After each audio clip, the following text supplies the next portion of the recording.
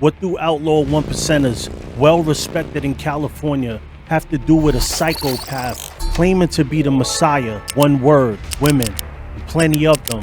The one percenters are known as the straight Satan's MC, and the psychopath, well, his name is Charlie Manson. This club and this man decided to make American history. Let's get into it. We run the night, we run the night, run. Imagine a dusty, sun-scorched ranch in the California hills as the rumble of Harley Davidsons echoed through the canyons. A pack of riders clad in denim and leather pull up. But these aren't just any bikers. These are the Straight Satan's Motorcycle Club, one of the earliest one percenter clubs in California. But they're not here for a ride. They're drawn in by something, or rather someone, far more sinister. A self-proclaimed messiah. A man whose influence would lead to some of the most infamous events in American history. Charlie Manson. Manson had what the club wanted: a free ride, a lawless utopia, and most importantly, an endless supply of women willing to do anything for him. Spahn Ranch became a haven for outlaws, drifters, and misfits. But the Straight Satans weren't just visitors. They were part of the chaos, and one of them, Danny DeCarlo, would play a key role in bringing it all crashing down.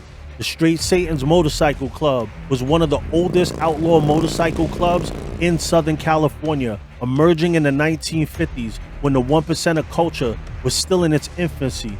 They were known for their aggressive reputation, custom bikes, and no-nonsense attitude. While not as large or well-documented as clubs like the Hells Angels or the Mongols, the Straight Satans played a pivotal role in shaping the outlaw biker movement in California. The meaning behind the name Straight Satans carried a dual meaning. Straight symbolized their raw, unfiltered outlaw lifestyle. No compromises, no bending to societal rules. Satans reflected their rebellious nature, embracing the fear and controversy surrounding outlaw bikers at the time. Unlike mainstream motorcycle clubs that focus on long-distance riding and camaraderie, outlaw clubs like the Straight Satans carved out their own world, where their freedom meant living outside of the law and answering to no one. From custom motorcycles to the one percenter code, the Straight Satans were heavily influenced by the post-World War II biker movement.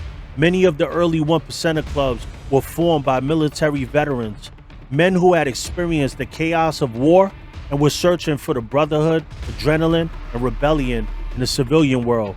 By the late 1950s and early 1960s, the club was operating in Venice, California, a known hotspot for motorcycle culture. They quickly became a fixture in the Southern California outlaw scene, rubbing shoulders with other well-known outlaw motorcycle clubs. While MCs in this area weren't always involved in illegal activities, they had a reputation for living by their own rules, which put them in conflict with law enforcement. The Straight Satans were no exception. By the late 1960s, Manson had transformed Spahn Ranch into his personal cult headquarters. The family, as they were called, was a mix of lost souls, free spirits, and devoted followers who truly believed in Manson's vision of Helter Skelter. The Straight Satans were different. They were drawn to Spahn Ranch for two main reasons. One, the women. Manson had a harem of devoted female followers willing to do whatever he asked, including building relationships with the club in exchange for favors. And number two, the party lifestyle. Spahn Ranch was a hub for altered mind states and anything goes attitude. Real quick, if you enjoy MC culture content, smash the like and the subscribe button and give me a pound wherever you're from, and get your Ghostavelli mask, shades, Demons Row snapbacks in all colors, tank tops, crew necks, track races. We got it all, and you can get it on www.demonsrow.com. Let's get back into it. Danny DeCarlo, the club's treasurer and weapons expert, became one of Manson's closest biker allies. But as Manson's actions became more extreme, even DeCarlo started to see the warning signs. At first, Danny was deep in Manson's world. He was the club's weapons expert, and this knowledge made him valuable to both the Straight Satans and the family.